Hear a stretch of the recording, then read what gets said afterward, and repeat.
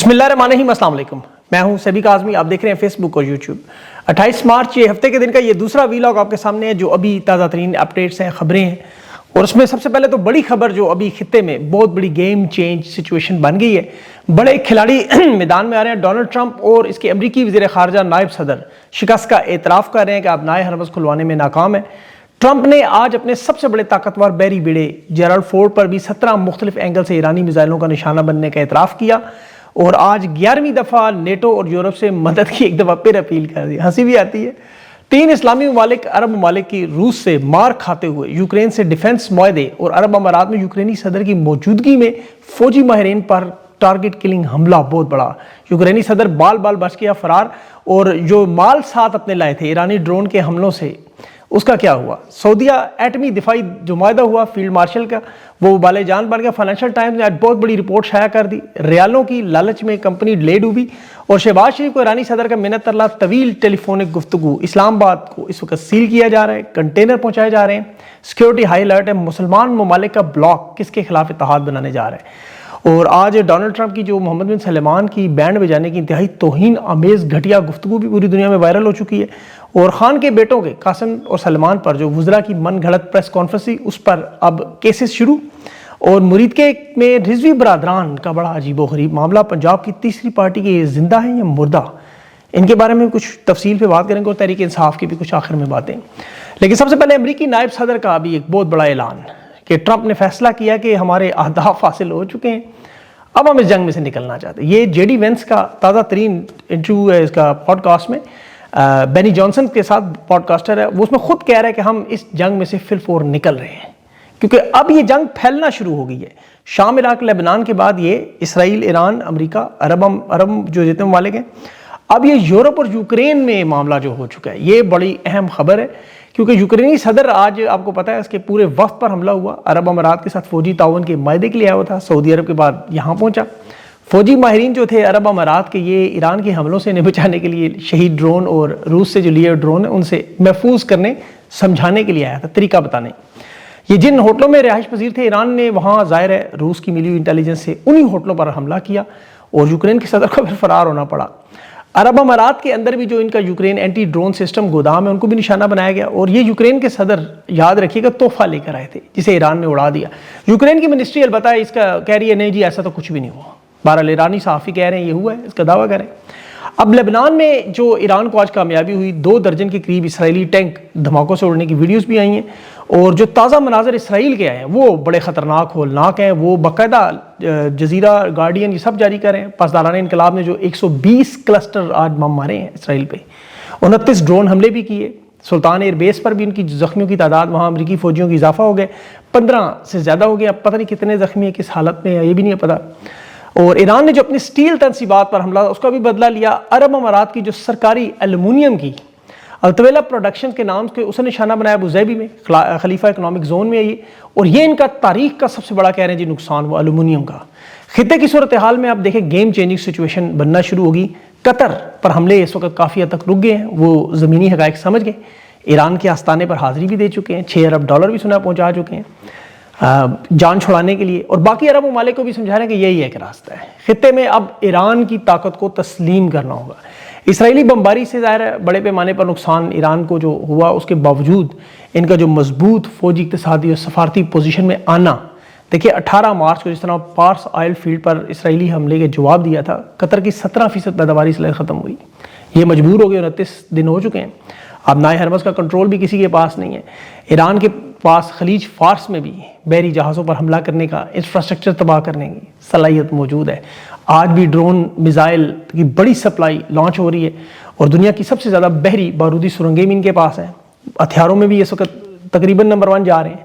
اور وہ جو ٹرمپ کو کہا جا رہا تھا کہ وہ اپنی اس غلطی کو، جس جنگ کو شروع کر بیٹھا ہے، عالمی معیشت کو افراتفری میں ڈال چکا ہے، اور اب تو ٹرمپ کی دماغی صلاحیتوں پر بھولنے کی جو ایک بیماری ہے، ڈیمنشیا سے کہتے ہیں، اس کی ابتدائی مراحل پر الزامات بھی لگ رہے ہیں کہ یہ معافی مانگ کر جان چھڑائے، کیونکہ اس جنگ کا فیصلہ اب صرف ایران کرے گا اور کوئی نہیں۔ امریکی اس صورتحال میں شدید بے چینی ہے۔ مارکو روبیو، ان کے نائب صدر جے ڈی وینس کا میں نے آپ کو بتایا کہ یہ کہہ رہے ہیں خود کہ ہم اکیلے ایران سے نبٹ نہیں سکتے، اب نئے حربس کا کنٹرول نہیں چھڑا سکتے، اور اگر ایٹمی حملے کی طرف جائے تو ظاہر ہے پھر آپ کو پتہ ہے کیا حالات ہوں گے۔ اب ان کے لیے یہ منظر بڑا ڈراؤنا بن چکا ہے۔ ابنائے حرمس کے ساتھ جو باب المندب، یہ دونوں مکمل طور پر بند اور یورپ سمیت دنیا کی تجارت متاثر ہونے جا رہی ہے۔ بحیرہ احمر آپ کو پتہ ہے بڑا محفوظ راستہ ہے، سعودی عرب سے یتوبو کے قریب سے جو تیل کی جاتے ہیں راستے، جنہیں گیم چینجر کہا جا رہا ہے۔ مشرق وسطیٰ کے کیمبرج یونیورسٹی کے بھی ماہر ہیں، ان کے ساتھ پورا جنگی پینل تھا۔ ان کی گفت و شنید کا نتیجہ تھا کہ ایران کی جو حوثیوں کے ذریعے سب سے بڑی حکمت عملی تھی دباؤ کی، وہ کامیاب ہو رہی ہے۔ یہ براہ راست اب سعودی عرب کی تیل کی سپلائی اور راہداری کو نشانہ بنانے کی فیصلہ کن مرحلے پر ہیں، اور سعودی عرب اس کے بعد پھر ظاہر ہے ان کے پاس راستہ براہ راست شامل ہونے والا ہے۔ اسی لیے پاکستان میں مصر، ترکی اور سعودی عرب کے وزرائے خارجہ کی آمد ہے کہ اس عمل سے جان کیسے چھڑائیں۔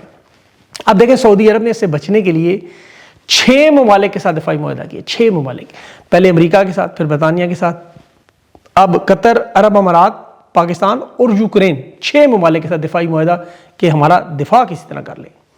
انہیں سمجھ نہیں آ رہی کہ کیا ہونے جا رہا ہے، کیونکہ یہ معاملہ اس لیے خطرناک ہے کہ ابھی فائنینشل ٹائمز نے پورا بھانڈا پھوڑ دیا کہ پاکستانی فوجی ذرائع کے حوالے سے انہوں نے دعویٰ کیا، اس کی خبر کی تصدیق بھی آ گئی کہ سعودی عرب کا جو دفاعی معاہدہ پاکستان کے ساتھ تھا وہ اس شرط پہ تھا کہ وہ ملک میں انویسٹمنٹ کریں گے، ریالوں اور ڈالروں کی بارش کریں گے، لیکن پاکستان کو ایک ڈالر بھی نہیں ملا، ایک ریال بھی نہیں ملا۔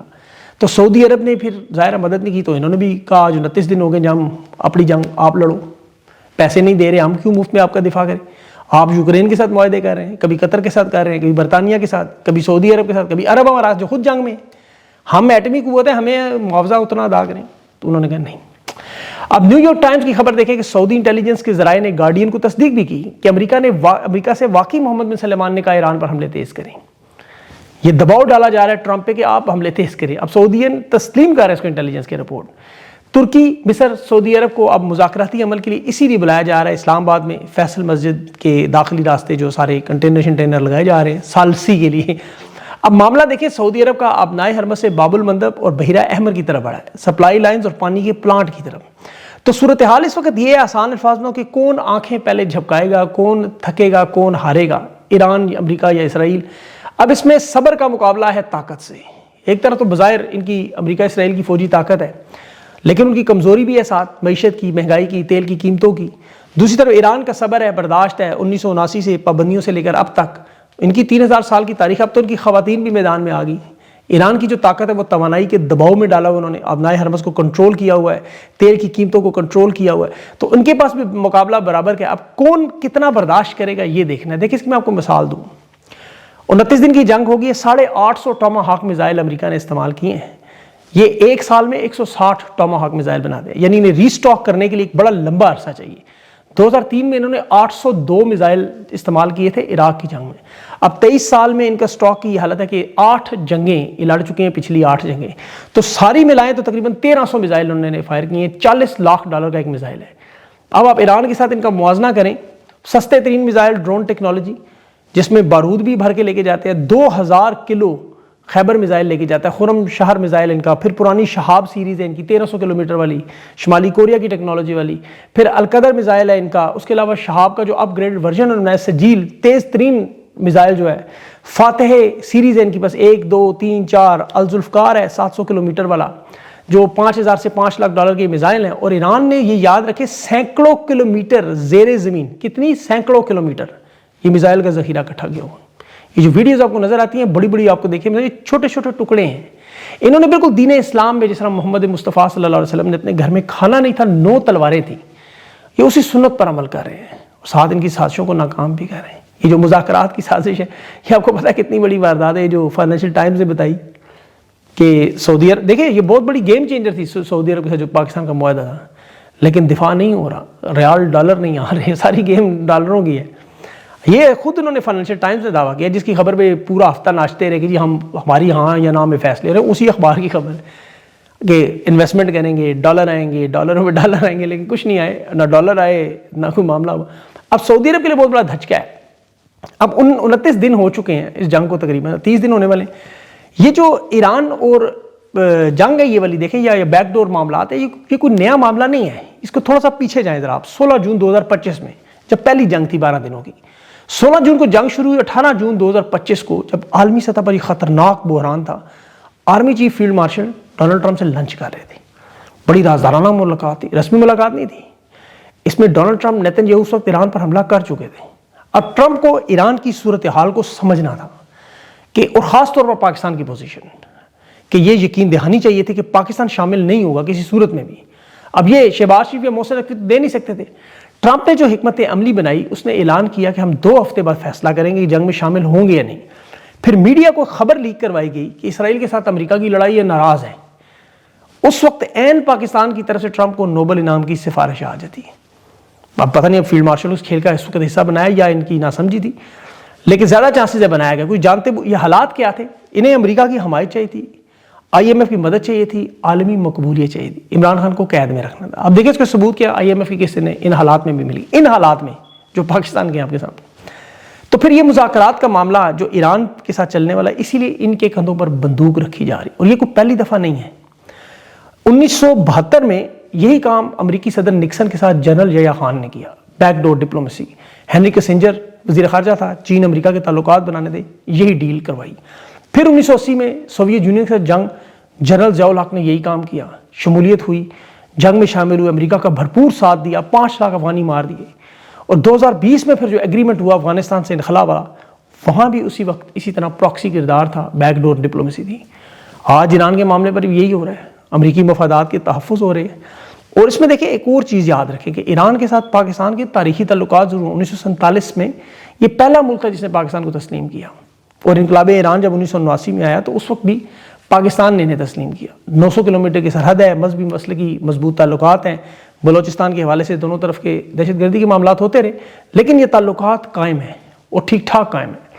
اب حالیہ دنوں میں چونکہ پاکستان اسرائیل کے قریب ہوا عرب امارات کی وجہ سے, اور ظاہر اس میں فنڈز ہیں, وہاں موجود پاکستانیوں کی نوکریاں ہیں, سب سے بڑھ کر آپ کو پتہ ہے عرب دنیا کے ساتھ آل شریف کے تو بڑے ہی گہرے تعلقات ہیں, خاص طور پر قطر سے.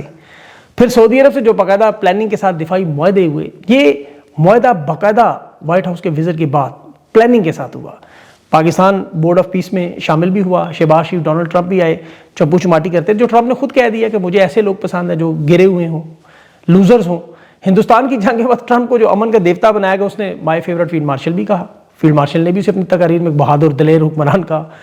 یہ اور بات ہے کہ آج ایک صحافی نے جو سوال پوچھا کہ یہ جو 15 نکاتی ایجنڈا ہے یہ پاکستان کے ذریعے کیوں بھیجا, تو ٹرمپ نے کہا مجھے ہارے ہوئے لوگ پسند ہیں, کامیاب لوگوں سے نفرت ہے, ان کی مجھے کامیاب زندگی کی کہانیاں نہیں سننی پڑتی. مطلب عمران خان ظاہر ہے کامیاب آدمی, اب شہباز شریف ان کے ساتھ جو لوگ ہیں ان کی آپ کے حالات پتہ ہی ہیں, اسی لیے وہ کہہ رہے ہیں یہ لوزرز ہیں, وہ سلوٹ مارنے والے جیسے براسیوں کی طرح. بہرحال یہ بیانیہ انہوں نے بنانا تھا انٹرنیشنل صحافیوں کے لیے, امیج بلڈنگ کے لیے کہ ہم شراکت دار ہیں, ہماری ہاں نہ ہے. ابھی PTV اپنا ایک انگلش چینل لانچ کر رہا ہے, یہ مشرف زیدی جیسے لوگ اسی لیے لائے گئے کہ ایک امیج بلڈ کر کے ہمارا دکھائیں مغرب کو. اب ایران دیکھیں دنیا کے ہر ملک کی طرح یہ تو جانتا ہے کہ ہر بڑی سے بڑی جنگ کا فیصلہ ہونا ٹیبل پہ ہے, شرائط کیا ہوں گی یہ سب سے بڑا معاملہ ہے. اب ایران کا کوئی سفارت خانہ امریکہ میں نہیں ہے, یاد رکھیں, پاکستان ان کے بہاف پہ وہاں بات کرتا ہے. چین کے ساتھ ڈونلڈ ٹرمپ کی ظاہر ہے ڈائریکٹ تجارتی لڑائی ہے, اور یہ سب کچھ ہو بھی چین کے لیے رہا ہے. روس بڑا ملک ہے لیکن وہ یوکرین کی جنگ میں فریق ہے, یورپ کے لوگ ویسے ہی نیوٹرل ہیں, عرب دنیا اس جنگ میں لگی ہوئی ہے. تو پاکستان ایک واحد ملک بچتا ہے, اور پھر ایسے ذلت آمیز مطالبات اور کوئی پیش کرنے کی جرت بھی نہیں کرتا ڈاکیے کے طور پر. اب یہ کل جو ان کا معاملہ ہونا ہے, جو بڑا ایک عرب دنیا کا, یہ جو سعودی عرب, مصر اور ترکی کے ساتھ جو بات ہے, اس میں ایران کو پیشکش کرنا چاہتے ہیں کہ حالات یہ ہیں, ساری سچویشن بتانا چاہتے ہیں. اب ڈونلڈ ٹرمپ اس وقت نفسیاتی کھیل کھیل رہا ہے. یہ جو پیغام دیتا ہے نا وہ اکثر اپنی ویڈیوز میں, یہ ایک تو خیر اس کا وہ کہتے ہیں جی ڈیمنشیا کا مسئلہ ہے, وہ بھولنے کے جو مرض ہے اس کی ابتدائی مراحل ہے. اور مجھے تو ویسے یہ بھی خطرہ ہے کہ وائٹ ہاؤس کے لنچ کی ملاقات نہ کسی نے لیک کر دے. بہرحال ابھی اس نے محمد بن سلمان کے بارے میں جو گھٹیا گفتگو کی, جی میرا پچھواڑا چومتا ہے, اور یہ دباؤ بڑھانے کی کوشش جو کامیاب ہوا. سعودی عرب کے حکمران بہت سخت دباؤ میں. دیکھیں شاہ فیصل کی جب شہادت ہوئی اپنے بھتیجے کے ہاتھوں, تو اس وقت سے یہ ایسے خوفزدہ ہیں, اپنے اقتدار کا جانے کا ہر وقت کھٹکا لگا رہتا ہے. ابھی بھی بن سلمان کے سامنے جو ولید بن طلال یا باقی شہزادے ہیں رٹز کارلٹن میں جنہیں بند کیا گیا تھا, ان کی ٹرمپ ذرا سی حمایت کرے تو گئی حکومت ان کا ویسے بھی 100 سال کا وقت پورا ہو چکا ہے کب کا. تو یہ معاملہ سارا اقتدار کا جسے قائم کرنے کی کوشش, چاہے وہ مڈل ایسٹ ہو یا پاکستان. دیکھیں جو حکومت میں آ جائے وہ نکلنا نہیں چاہتا. یہ خیبر پختونخوا کی حکومت آپ کے سامنے مثال ہے. سہیل آفریدی صاحب 6 مہینے ہوئے ہیں ان کو بھی, وہ اب 10 دنوں کی تاریخیں دے رہے ہیں. ابھی IMF کا معاملہ جو قسط ہے, اب دیکھیں کتنا بڑا ان کے ہاتھ میں طاقتور معاملہ. NFC کے ایوارڈز میں وفاق کی مدد کرنا, اب اس کے لیے ظاہر 28ویں آئینی ترمیم بھی ہوگی, صوبوں کے وسائل کی تقسیم کا مسئلہ ہے. اب خیبر پختونخوا کے حوالے سے کہا جائے ان کے پاس 220 ارب کی سرپلس بجٹ, 220 ارب ان کے پاس فالتو. اب ایک طرف پورے ملک کی مہنگائی پھری ہوئی ہے، دوسری طرف بجٹ کی آمد ہے، ان کے پاس کتنا طاقتور ٹائم ہے. یہ سوشل میڈیا پہ اطلاعات ساری یہی چل رہی ہیں کہ یہ اس سرپلس بجٹ کو استعمال کر سکتے تھے عمران خان سے کم از کم ملاقات کے لیے، کہ ایک ملاقات کروائیں تب پیسے دیں گے. 220 ارب انہوں نے نہیں کیا.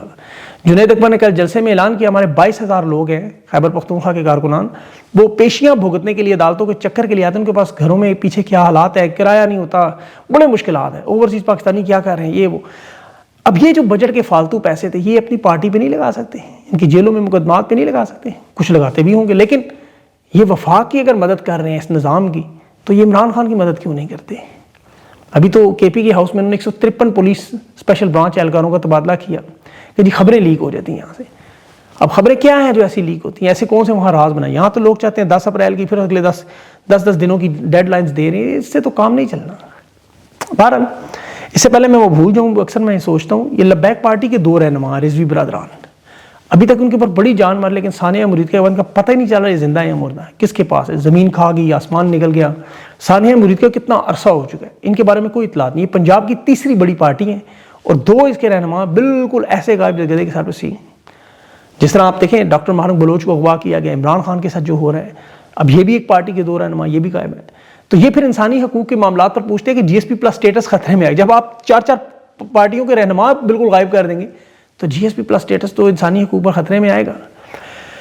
ابھی بہرحال اور بھی کچھ مزید خبریں، لیکن ویڈیو لمبی ہو جائے گی. اگلے ویلاگ میں انشاءاللہ زلفی بخاری کے ساتھ میرا ایک بڑا اہم انٹرویو ہے عمران خان کی رہائی کے معاملے میں. ان کے پاس کچھ 2-3 بڑی انکشافات ہیں، کچھ خبریں ہیں، کچھ ان سے ڈسکشن کرنی ہے. سارا معاملہ جو خان کے بیٹوں کو ہوا کس طرح کیا گیا، تو یہ اگر کل صبح 9 بجے نہ لگا تو پرسوں 9 بجے پھر ضرور لگے گا. اس وقت تک مجھے اگلے ویلاگ کے لیے مجھے اجازت دیں. اپنا خیال رکھیں. اللہ حافظ.